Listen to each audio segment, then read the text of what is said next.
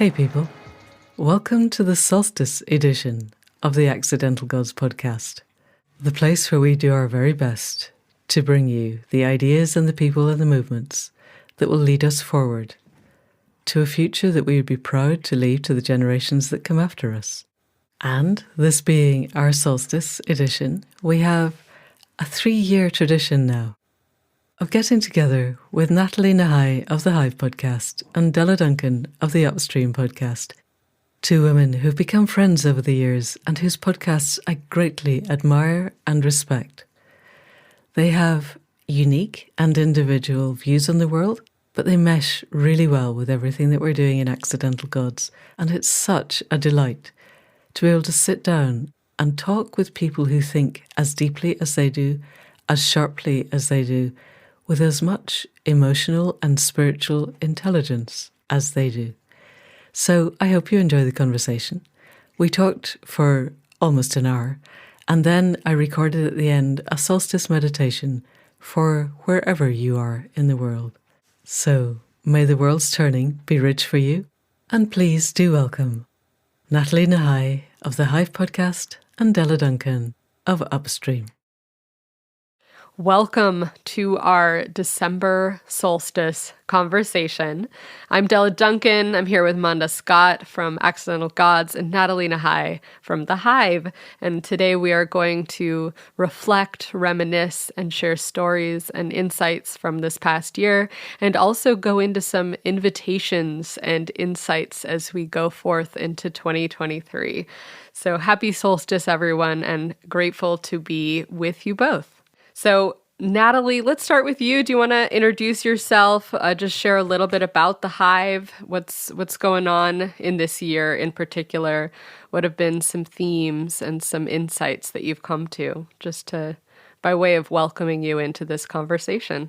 Sure, thank you. Well, it's so nice to be here with you again. I can't believe it's been a whole year. So this year on the Hive, there's been a few different themes.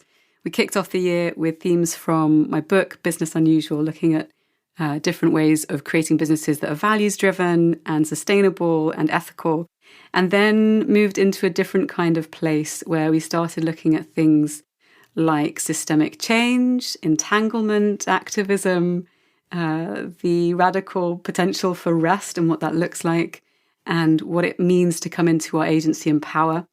And then there was a long summer break, which was very needed. And in the season that we're just currently traversing through, the main theme that I've been exploring is around integration. So whether you're coming at that through the lens of psychedelic facilitation, or looking at ways in which to think about economics, or ways in which to think about rewilding and land restoration, what is it that brings everything together? How can we create a sense of connection and wholeness while facing into some of the more difficult things? So really thinking about that as the core theme. How about you, Della? What have you found to be the most interesting or rich themes within the podcast throughout your year? Yeah, thank you. One thing I'll say is that this was the first year that we produced interviews at a regular schedule, so every other week. And so it actually felt like a very full, abundant, beautiful year for us. And I say us because I do want to call in Robert Raymond, my co-host, co-producer, just because he did half the conversations at least and really does produce it with me in all the ways. And we also did documentaries. And so the documentaries this year were on Indigenous stories of resistance and regeneration. And then the last two were a 2-part series on the green transition. And that was really inspired by a call that I was in with comrades from the Global South who said, a green transition for the Global North means an open casket for the Global South. And I wanted to know more about that and follow those threads. And that led to our 2-part series on the green transition and Green Deal for the people. And I would say like the major themes of the conversations were definitely climate change. We had a lot of folks around climate change and around green capitalism as well, and around decolonization. I would say that was the other really big theme for this year. But yeah, really, really grateful for the variety of conversations. We're all trying to be related to economics, but it's just, peripherally related.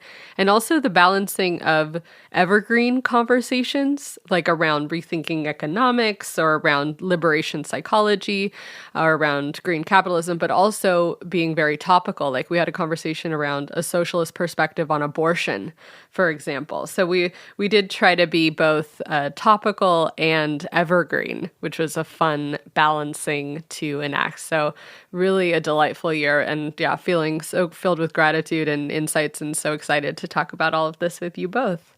So Manda, what about you? Would you give us an introduction to your podcast, and what were the key themes for this year for you?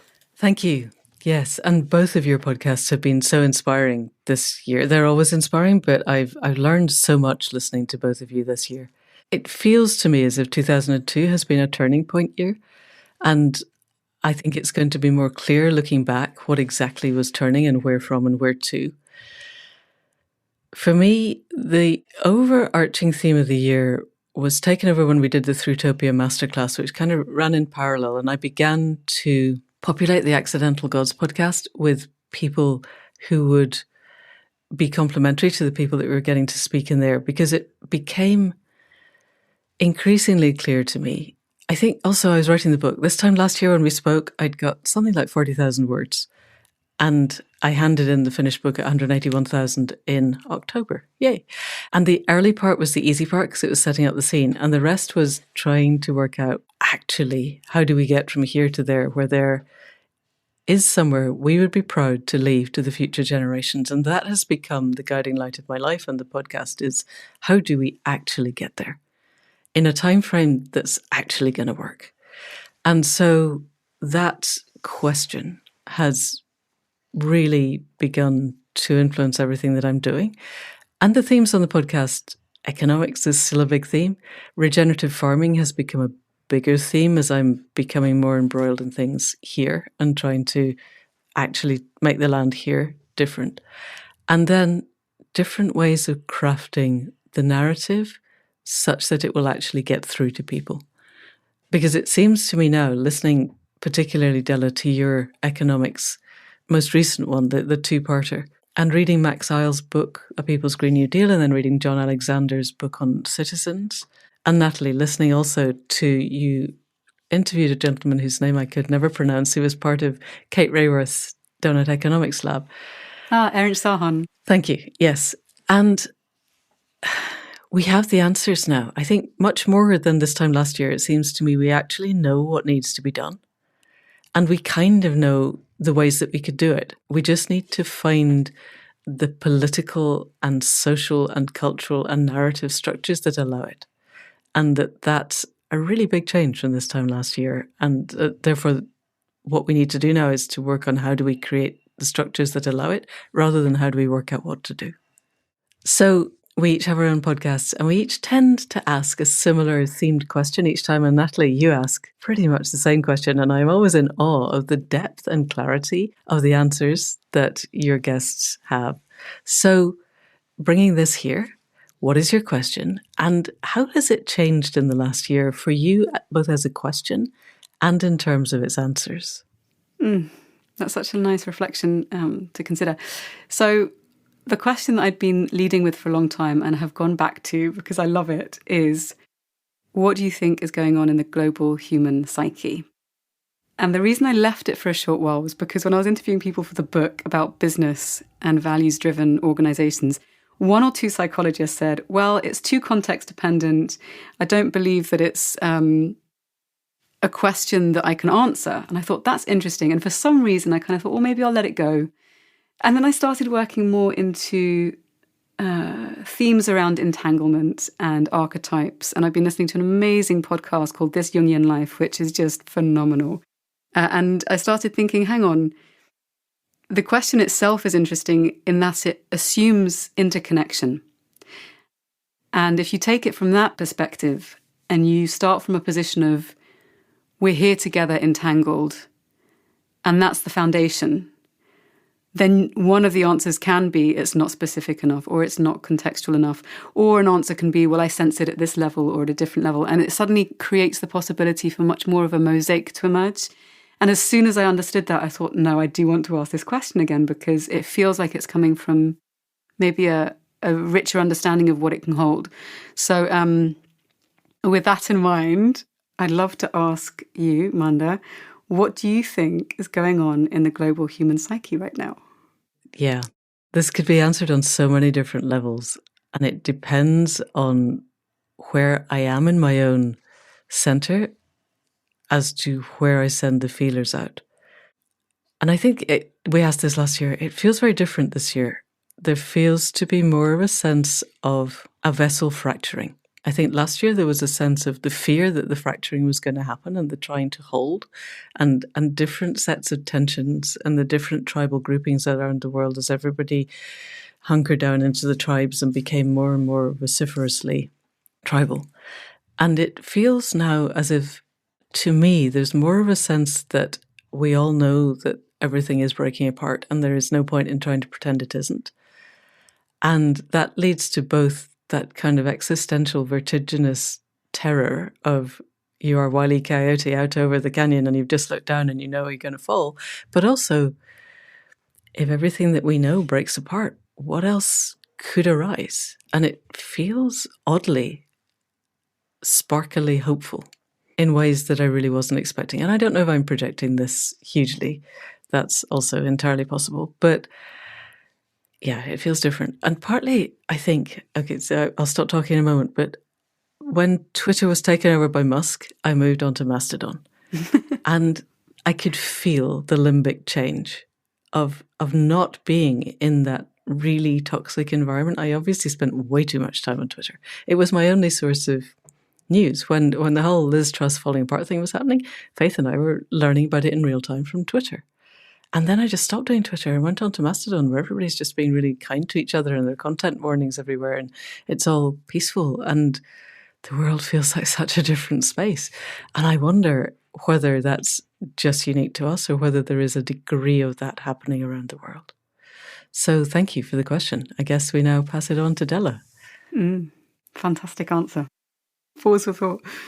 Yeah, and when I think about what's happening in the global psyche, something that happened a few days ago comes up for me. I was sitting at a dinner party with folks who listen to a lot of podcasts and even someone who is a radio show host. And the person who was on the radio show host said, I want to start a project where it's just solutions focused. And they were remarking on how often or what percentage podcasts or talk shows focus on the problem and what percentage they talk about the solution.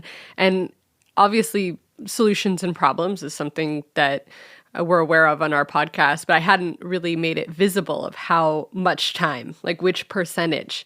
And I was just listening and watching the dinner party guests, and they were talking about things like, oh, well, I think it should be 60% solutions, 40% problem. And then someone else was like, actually, it should be 80% solutions and 20% problem. And somebody else was like, how about no problem and just solution? And it was just really interesting, and it really connects with how you Manda was describing 2022 and just what you're noticing.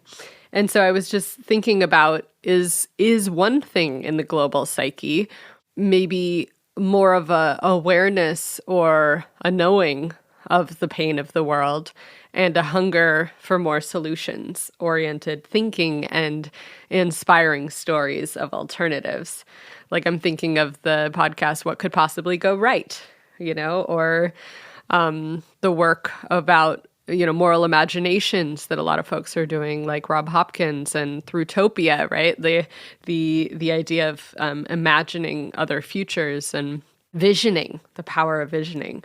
So, I'm thinking of maybe something in the global psyche as a hunger for more solutions-oriented focus. And it was an interesting thing, and I was just thinking about which of the conversations that we had really focused on the problems. And there were several, like we had one on the war on cash with Brett Scott. We had one on fortress conservation with Prakash Kashwan. So we had a lot of, what's like the problem with certain areas. But we also did have some really interesting solutions-oriented conversations. Like we had one on fully automated luxury communism. We had a degrowth conversation with Jason Hickel. We had the not-for-profit economy model with Jennifer Hinton. So we had kind of a mixture, but just something that I'm more aware of now, starting the new year and reflecting in this conversation. And then the other thing, when I think about the global psyche, I'm aware that the last time we spoke, the conversation or the book that was really on my mind was with Johan Hari on Stolen Focus. I remember I spoke about that a lot. And now coming into this conversation, what was really on my mind is the book 4,000 Weeks by Oliver Burkeman. It's called 4,000 Weeks, Time Management for Mortals. And it's so delicious. I'm really enjoying it and excited to speak with him. And one of the things that he brings up is that John Maynard Keynes said in the 1930s, in 100 years, we humans will only be working about 15 hours because we'll just have all this, benefits to efficiency and how we work, that we'll only be working about 15 hours each, and we'll just have so much free time that the problem will be, what do we do with all our free time? And of course, that's not the case. And it's so interesting to think about how busy and full our lives get. And of course, I think about how capitalism really finds new things for us to do and new products for us to buy and new things to consume our time and focus and attention. So I think one thing in our global psyche that I'm also noticing is just a busyness, a fullness, and the never-ending to-do lists and things like that. At least I'm sensing that in myself, and I think the deeper question there is, how do we seek enoughness? How do we find sufficiency or find contentedness? And this, of course, goes to the degrowth conversation too. So it's on all scales, our individual lives, collective, and planetary. So that's another thing that's on my mind right now. And just one little more anecdote on that. I was having a dinner with a friend who works in a tech company who said that he only, or that his company gives them a bonus for taking 5 consecutive days off, and they get paid time off, and it was because they so rarely take vacation at this company that the company has to incentivize them taking paid time off by giving them a bonus. And that was just absurd to me. So it's like we're so full and we won't even take the free time that we're allotted. Not all of us, but so just bringing in, fullness and solutions focused. But Nathalie, we also want to hear your answer because we know you've been interviewing lots of folks. So please share with us, what do you sense is going on in the global psyche right now? So I think one of the things that comes up a lot in these conversations, which I think is really interesting in terms of the answer from others, is kind of like if you think of it as a diamond and everyone picks a facet that relates to them or that resonates most closely to them, and they use that as a lens through which to see the whole. I think one of the things that I've noticed in almost all of the answers that I've gathered from others, and so it reflects in my question, is a sense of fracturing, back to use, Manda, your word, the sense that there is now somehow more possibility to make change happen. There's like a shaking loose. And I think that is impacting people in various different ways. So in some folks, it's this sense of denial, which you see in a lot of people who just don't want to give up the golden handcuffs or whatever it might be. In others, it's a question of, right, I'm here, I've gone through the pandemic, I've experienced isolation, I don't want to be alone. How can I focus on community? That is a word that's coming up so much in so many conversations around me at the moment. Another is also around the quality of our feeling lives. So how do we feel into a sense of connection and joy? And so I've noticed that when we're thinking about difficult things, one of the answers is to tap into this sense of longing. Like, how can you long for something different? And to have the sense of longing, you have to connect with the sense of love. And that means traveling often through grief. So I think there's a lot in the mix. It feels like there's kind of a crack that's opened. We've got access to this rich kind of fertile painful ground beneath, and people are starting to plant seeds there. And I'm starting to see people coming together to tend to these plants and say, okay, what is it that we want to grow? How do we do it in a way that is joyful and together, as well as realistic and facing into the scale of things to come? So there's, for the first time in a long while, I feel a sense of possibility. And that actually maybe, I mean, it depends on where you are in the world, of course, but when we're thinking about the possibility of disruption to our lives, we look at the ways in which other people's lives have already been devastated or having to be rebuilt. I feel like people are now stepping into greater agency and saying, okay, well, we're not just going to ignore that anymore. What can we do now? And how can we do it together? So Della, on that note, do you want to dive into your provocative, meaningful question? I would love to. Thank you. Yeah. So our podcast is called Upstream, and it comes from this metaphor from public health, which is that you're standing at the bank of a river and you see people floating by drowning. So you jump in to save them, pull them to shore. You look up, you see other people floating down the river drowning. So eventually you call for help and you get others involved, and a group of you have to go upstream to figure out why is everyone falling in the first place. And so we have this metaphor to guide our show in order to look at the challenges of our time, political, economic, social, ecological, and then to ask our guests to go upstream with us to what are the root causes. And then the root causes, hopefully there is where we can see some solutions, some invitations, some ways of living and thinking and being differently. So I'd love to ask you, Manda, when you go upstream, maybe take, maybe a problem or a challenge that's breaking your heart right now or really concerning you, or a whole host of them, and then take us upstream. What are you noticing? What have been some of the insights from the guests that you've had and the conversations that you've had around what are some of those upstream root causes? And then to add the solutions focused piece, when you realize those root causes, what solutions open up from that space?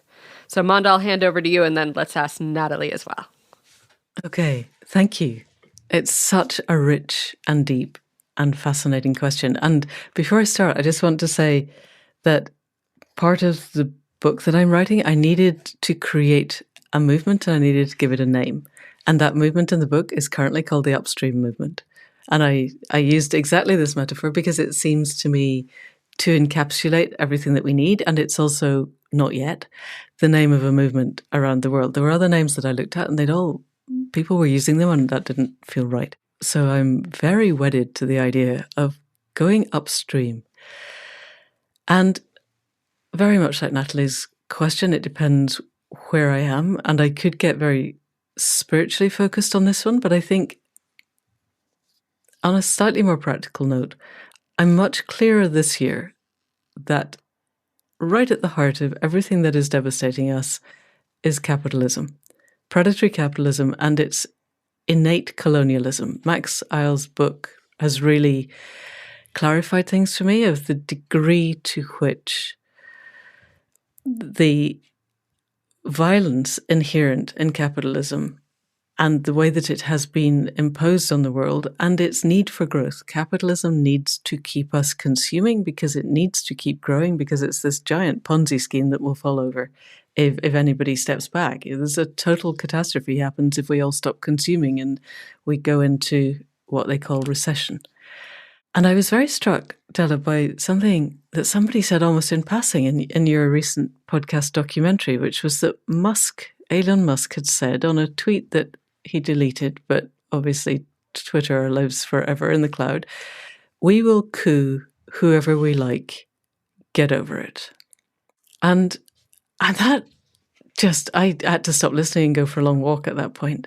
Apart from the fact he's using the word coup, which I take to be a noun, as if it were a verb, and the guy's obviously an idiot. But leaving that aside, we will coup whoever we like. We will impose whatever we want in order to continue to be the kind of people who can buy Twitter without, from the petty cash and not care if it doesn't make any money, was very interesting. But the fact that that's been spoken aloud, the quiet thing is now stated, I think it makes it much clearer to me anyway, and much easier then to consider, what do we do? And that's how do we change? Because we have this system where predatory capitalism is the economic system, but it's bolstered by business, and business owns politics, and business also owns the media. And we've got this kind of stable structure of economics, business, politics, and the media that hold everything. And it's this structure that is falling apart.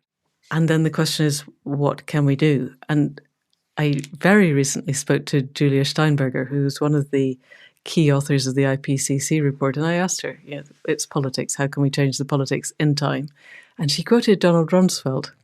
And I thought she was going to say the known knowns and the unknowns and all that sort of thing. And he said, you go to war with the army you've got. And she said, you have to fix it with the politicians we've got.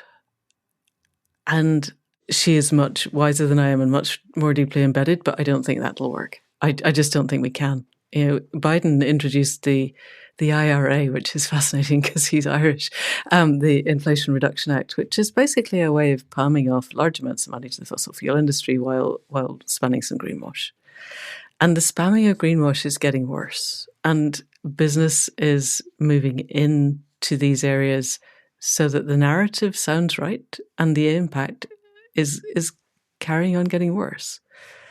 I was very struck this year by Simon Michaud, who spoke on Nate Hagen's podcast, and I've got him coming on Accidental Gods in February, all about the material supply chains, and the fact that nobody seems to be doing the arithmetic. He said, and I don't know where he gets his numbers, that if every car in Europe were to become an electric vehicle tomorrow, it would take 16,000 years to mine all the lithium. It's not going to happen. And even if it does, as was really clear from Della's 2-part documentary, it will annihilate the global south. So we can't do that. This idea that we'll just change our power source and then carry on business as usual is not going to work. So I am wholly invested, and I don't have the answers. We need a peaceful revolution because the use of power is the old paradigm. We cannot use power to change things. We have to change from the ground up. So finding movements like something that we could call upstream that are connected and have integrity seems to me absolutely the priority. I have one friend who was on the podcast earlier this year, Ross Savage, who is now potentially going to stand to be an MP for one of the 3 major parties, simply in order to have that sense of integrity beginning to enter into our House of Commons. But and that's a holding pattern. In Joanna Macy's 3 pillars of the Great Turning, that's fine as a holding pattern, but I think we need the structural change. So I don't know exactly what it looks like, but I know that that's what needs to happen. So over to Nathalie. When you look upstream, what do you see and what solutions do you find?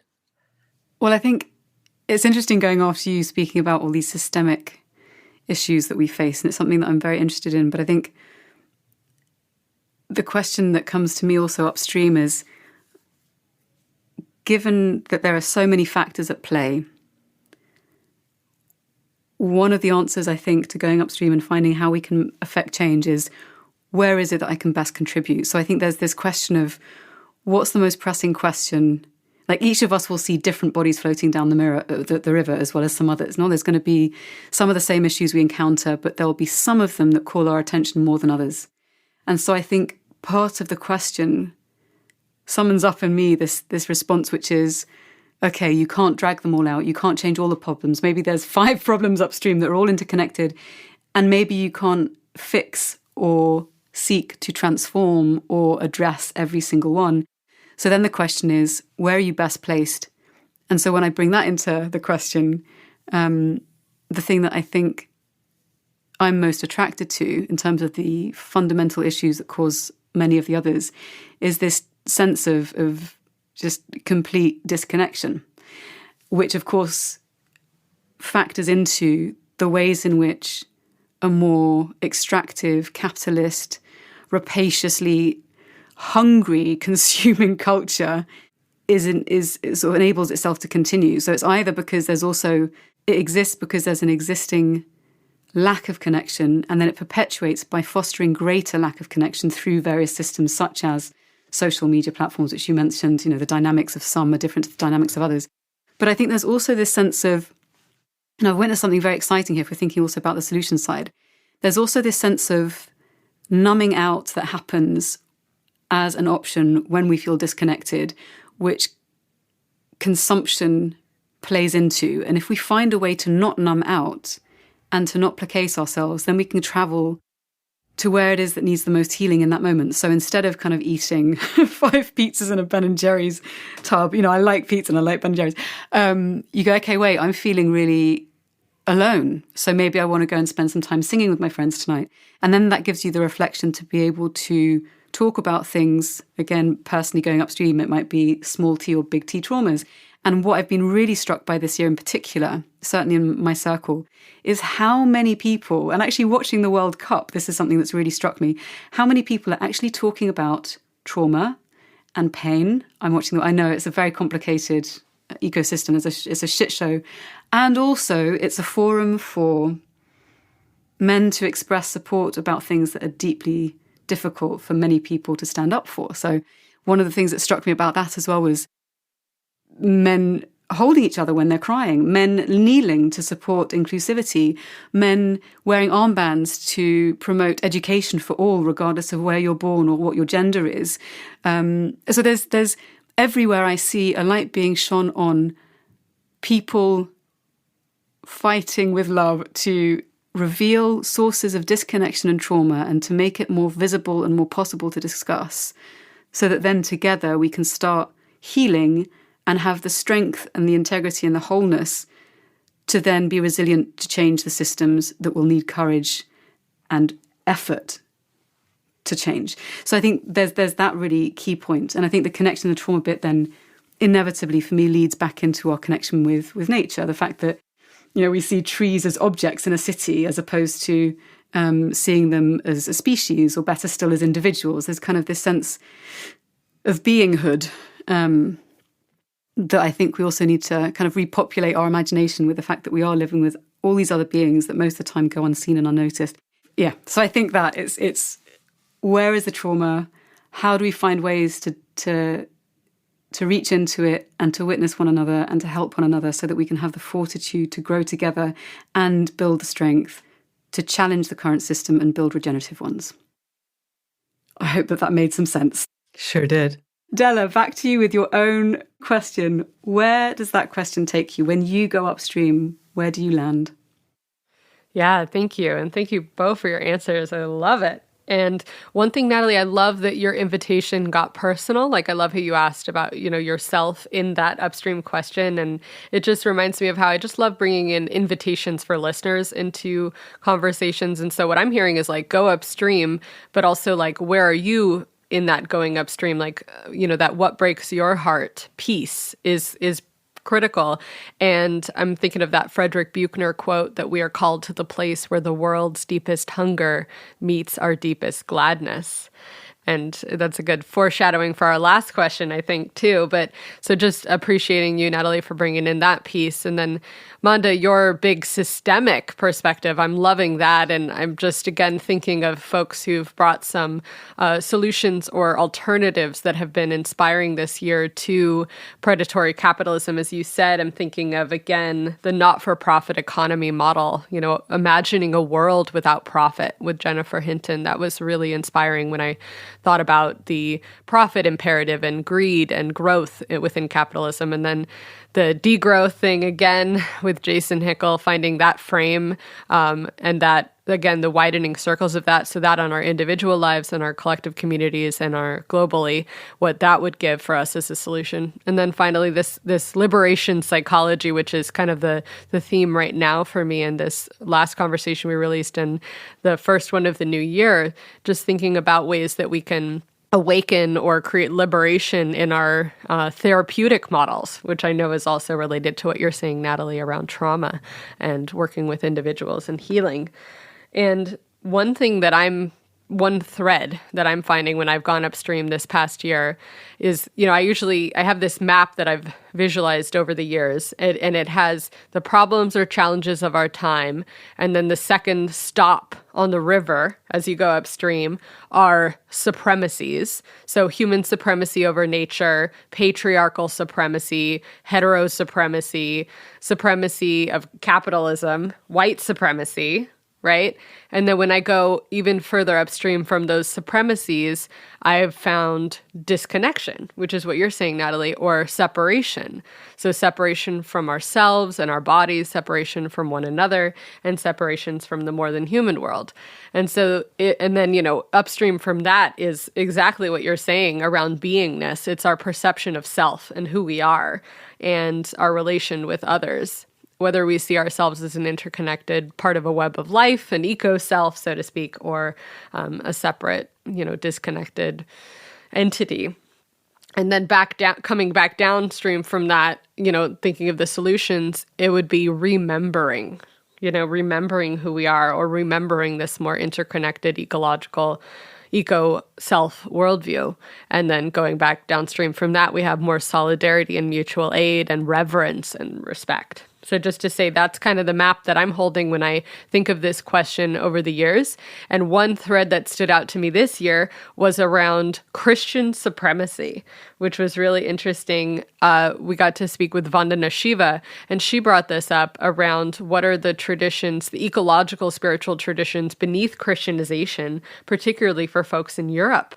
She said something. She said, Europe was colonized before the Americas. We can see this in the Papal Bull and the witch burnings.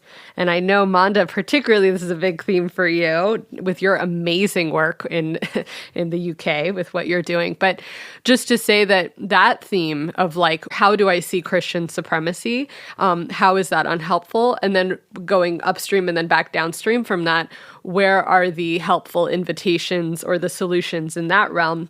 And David Loy, a writer, thinker, really helped me with this. He said, religions or spiritual traditions are unhelpful when they have cosmic duality and individual salvation. Cosmic duality meaning there's this earth and then there's another. So we can mistreat this one because there'll be another. And then individual salvation is like my own individual salvation is the ultimate goal.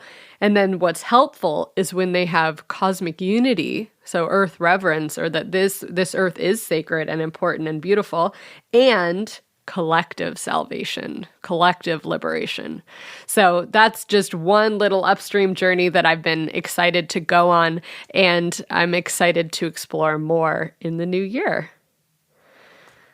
So I'm wondering first if either of you have anything you want to add or share to each other's shares, and then I'll then hand over to Manda. So anything you want to just add or uplift? I really love the way that you wove together both Manda's and mine, both Manda and my responses. I think sometimes it can feel like these lenses, the kind of the systemic, vast scale, entangled lens, down to kind of the micro, what can I do, me and my life by myself, or with my friends, and then widening that circle. They can feel like they live quite far apart from one another.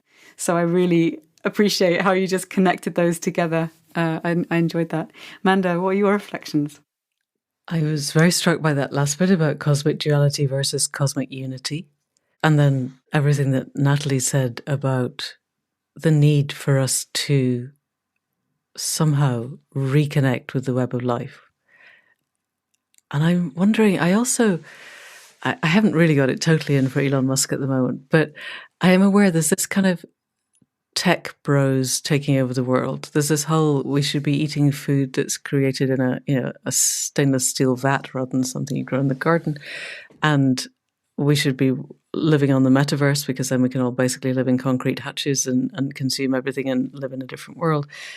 And this seems to be, as we hit the technological singularity, as well as the kind of economic capital singularity and all the other singularities of our world, that there's an enhancement of the disconnect. And I keep going back to Musk, who long before he was sending rockets into space, I think in a TED talk, certainly in one of these platforms that's online, said that the chances of this being base reality are so small that it can't be. So we have someone who has enough money that he could order a coup on most of the global south if he decided that their governments were not doing quite what he wanted, who basically believes that he's in a computer simulation. And it's essentially a game as far as I understand it, and that if he just manages to level up out of this one, he'll get all the leveling up stuff that you get, and he'll get into a new level where everything will be completely different. And that level of disconnect with the living world has never been joined with that much power in the whole of human history, I don't think. So then the question is, how do we help the reconnection of the world so that level of disconnect isn't there, so that we can heal the traumas that require us to insulate ourselves from the magic of the world? So that was rather a lengthy answer. Beautiful.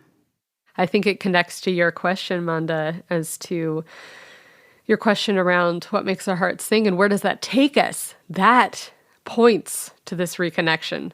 So we'd love to hear the question and explore it together. Yeah. So this is a bit of a cheat because this is going to be my question for 2023 rather than having been my question. And it loops both of you together. It's the upstream and it's the personal of what makes your heart sing. So Nathalie, because we know that you have to go probably quite soon, what makes your heart sing and where does that take you? I love this question. And actually the reason I'm going is because I'm about to go do something which makes my heart sing, and it's singing to make my heart open. Tonight, the night that we're recording this, is a full moon, and I've been attempting, because I live in a city, to find a way to stay in rhythm with the natural world. And so sometimes, not always, I hold gatherings on the full moon. And I decided to do it in my art studio. 2 weeks ago, I ended up quite unusually having 2 gigs back to back with friends and new friends, with fellow musicians and poets. Really heartfelt, wonderful evenings. And so I thought, well, I'll just do a full moon gathering on the oak moon, bring people together, and it's going to be a kind of collective offering.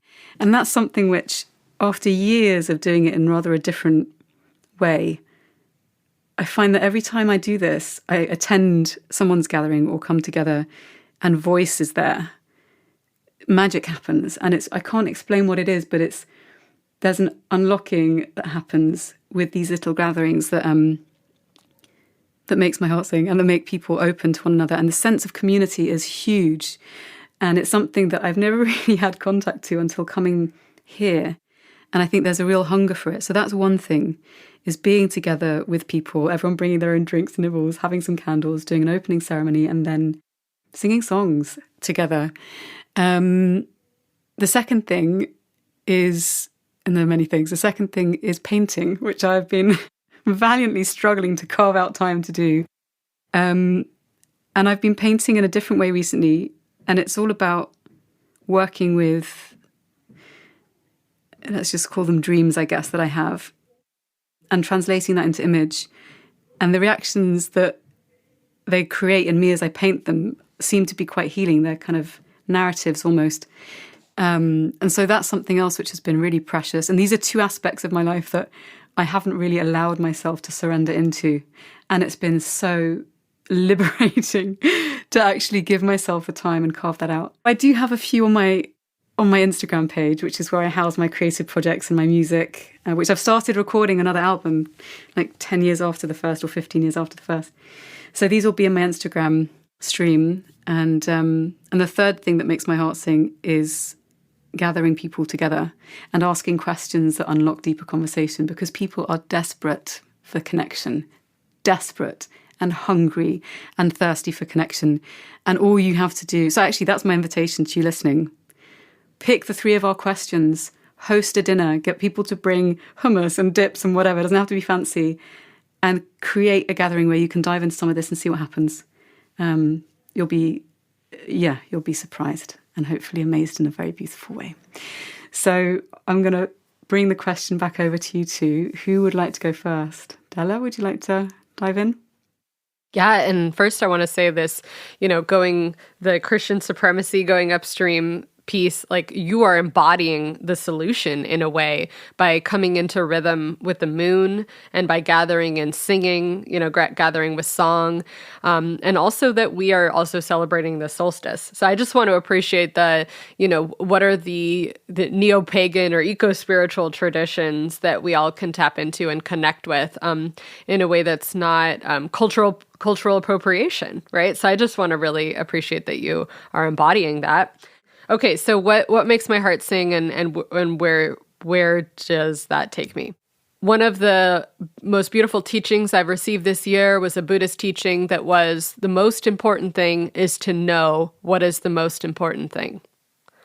And I've just dropped that in time and time again wherever I am. And so it's less what makes my heart sing more generally and more in this moment, what is the most important thing? And if I can just ask myself that question, it helps me orient to the most important thing, or what makes my heart sing, and helps me turn towards, more life-sustaining, more life-thriving, more loving ways of being.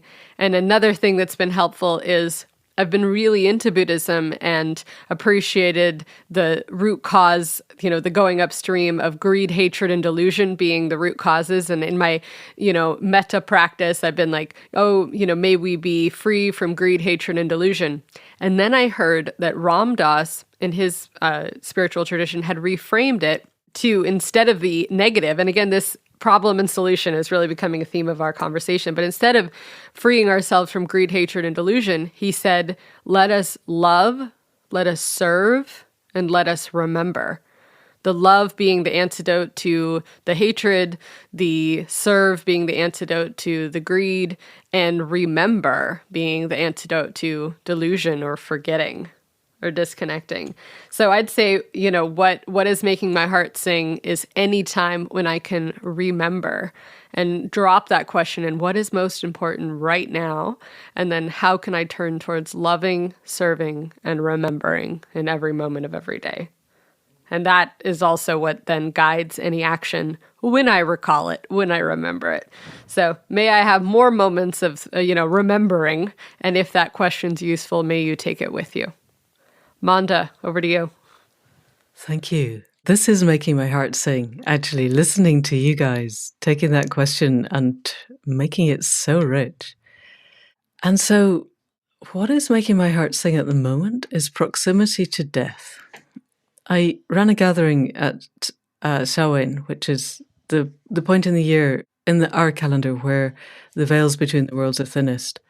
And I had just finished writing a book, all of which is told from the perspective of someone who has died.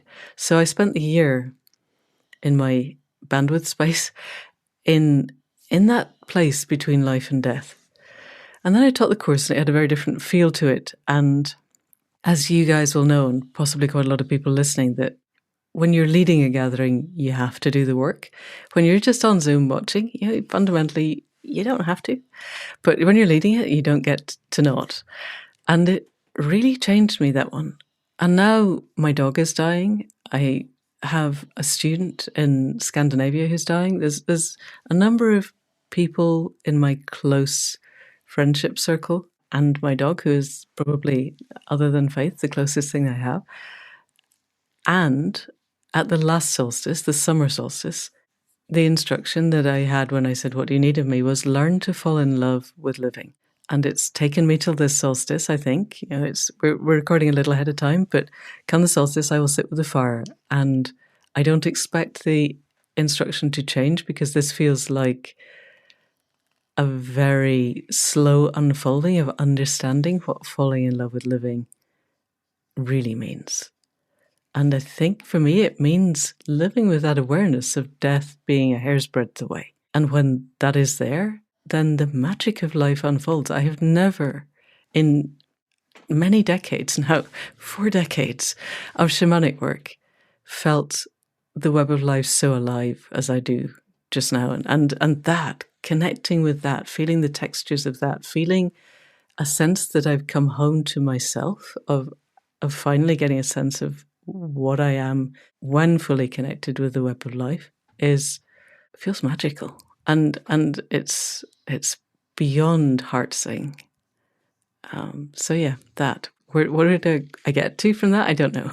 I get to just celebrating life and giving thanks. I'm really much more connected this year with my sense of my ancestors of blood and of spirit lineage, and on the opposite polarity of that, on the wheel that we work with, the generations yet unborn, and of me standing in the center in the now moment, balance between these two, and of the responsibility to the generations yet unborn that extends backwards, so that I don't have to feel it's only me fixing everything, which I can tend to get into the savior complex if I have to fix the world. But really looking down the timeline to the generations yet unborn and going, what do you need us to do? In this moment, what do you need us to do? And connecting that with the aliveness of the dreamlines feels little short of miraculous, I think. And maybe one of the reasons why this year feels so much more sparkly. Last year felt a bit as if it was very held, and this year feels as if it's full of potential, this solstice. So yeah, that. So with that, guys, where does that take us? Where does it leave us, do you think? Either of you, feedback, go. Nathalie. Well, I think something I'd like to ask you too before I have to head off for my singing is into that fertility and possibility and space of becoming. If you had to ask people listening a question that you'd like them to dwell with or reflect on this solstice, what question might that be? Della, what do you feel in response to that? Well, one question that I'm asking myself, and again, it comes from a Ram Dass talk that I listened to, is what would love have me do today? Or what would love have me do right now? And I think that connects with what Manda shared of sitting by the fire and asking about falling in love with living. So I don't know. I'm finding that to be a helpful thing. So to ask others, I mean, I think we've come up with a lot of questions, right? What would you do when you go upstream, and where are you in that? What do you think's happening in the global psyche? What makes your heart sing, and where does that lead you? How do you fall in love with the living world? And also, what is the most important thing? And then I'll just add this question around, what would love have you do right now? Manda, what about you? What question would you ask folks going forward? I think my question for now is, if this were the last moment of your life, how would you choose to live it? And then live it as that. Because it clears away a lot of the clutter of the planning. And what this year is teaching me is that a lot of that planning is not going to happen. So if this was your last moment, who would you choose to be? And how best can you bring that into the world? Nathalie, as you go to sing, what would your question be? Probably something like, what do you need to feel rooted? What gives you strength? How can you root in? Because I think we need to find that sense of connectedness, I guess metaphorically, but also physically to the living ground, to be able to have the fortitude to kind of lean into the difficult things, but also feel that sense of support, and then support with the rest of the forest of folks and beings around us. So I think for me, that's kind of where my mind goes, is what makes you feel rooted? How can you find a sense of belonging to this earth with others? Perfect. Beautiful. Guys, I think that might be a wrap. I think we could carry on talking for another hour quite easily, but fortunately, Nathalie has to go singing. So I love that. I hate music. I can't stand it, but I love being part of music being made. I just can't cope with it when it's electronic. It does really bad things to my head, but being part of it, you're right, it creates so much sense of solidarity and connection and tribe. It's beautiful. Nathalie, go, because you've got a minute. So go, and then Della and I can do a quick solstice thing. It's been so good. Thank you, guys. I love our tradition. I hope it lasts for many, many years. And it's the full moon out there. It's just glorious. So yeah, go and sing to the moon. Thank you. So we're coming to the solstice. For those of us in the north, we're coming to the deepest dark, the moment of deepest introspection, the longest night and the shortest day. Those of you in the south are coming to the obverse of that, the longest day and the shortest night, and the moment of most agency. So this is a meditation on the turning point of the year. We're going to start with a chime and end with a chime. Please don't do this if you're driving a car or otherwise operating heavy machinery, any of those things. Take some time for you to simply sit, close your eyes, feet on the floor, and follow where we go.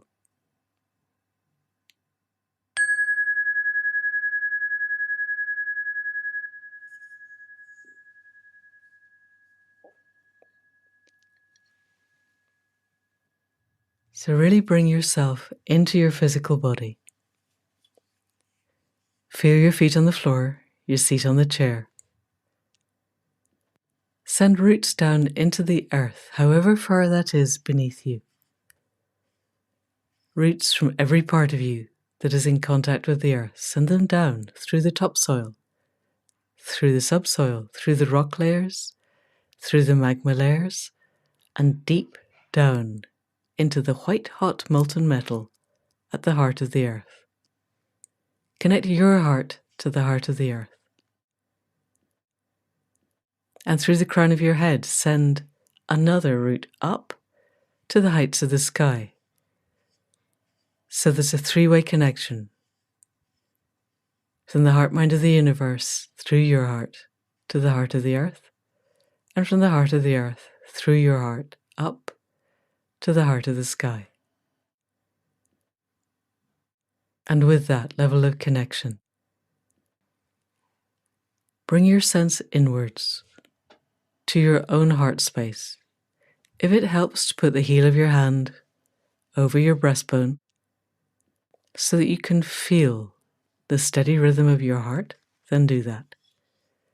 And bring your attention in. Let your breath go into your heart space. Have a sense of your breath expanding the width and the breadth and the height of your heart so that the energy of it feels bigger within your chest.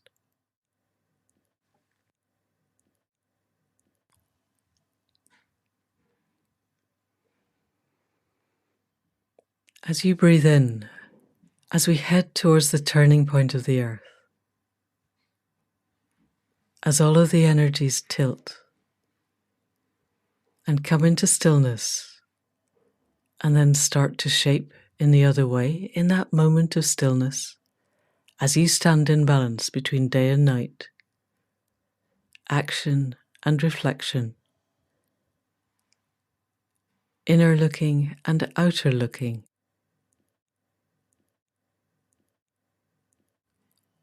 what says the voice of your heart? What does it yearn for?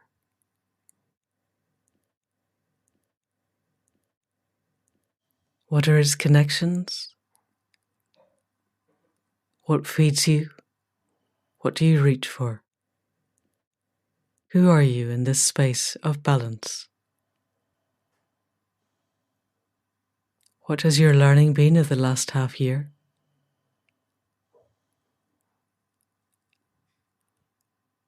And if you were to leave things behind, like the shed skin of a snake, and move forward into the new half of the year, what would you leave behind?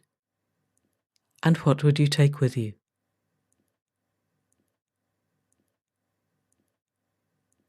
As you connect through your roots to the earth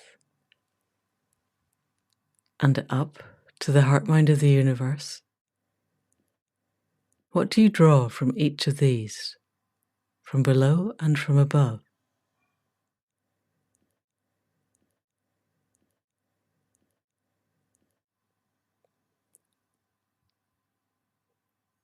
And as you breathe into your heart space and these questions settle, have a sense of warmth, of your breath expanding the warmth until it fills not only your chest, but all of your body, up to your head, down through your torso, through your hips, through your legs, to your feet, out, past your collarbones, to your shoulders, down your arms, to your fingers. Send the warmth of your heart-mind to every part of your body and out into the world beyond.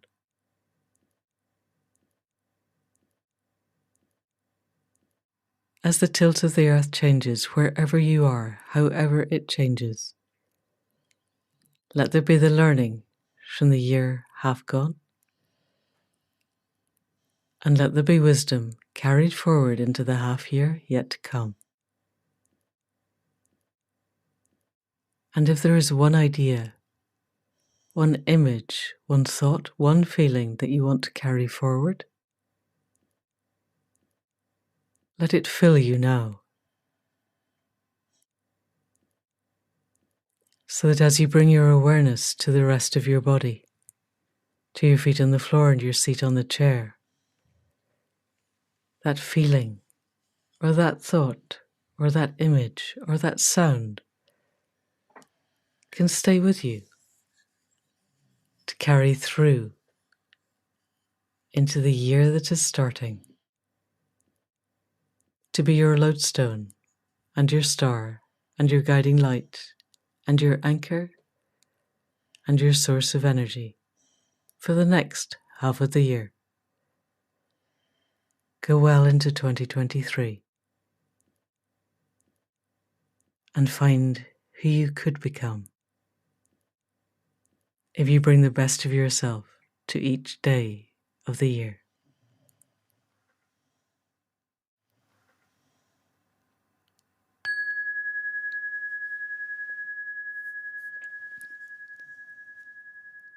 So really connect, your seat on the chair, your feet on the floor, and open your eyes. And with a very soft gaze, look around the room to anchor yourself back in this time and this place.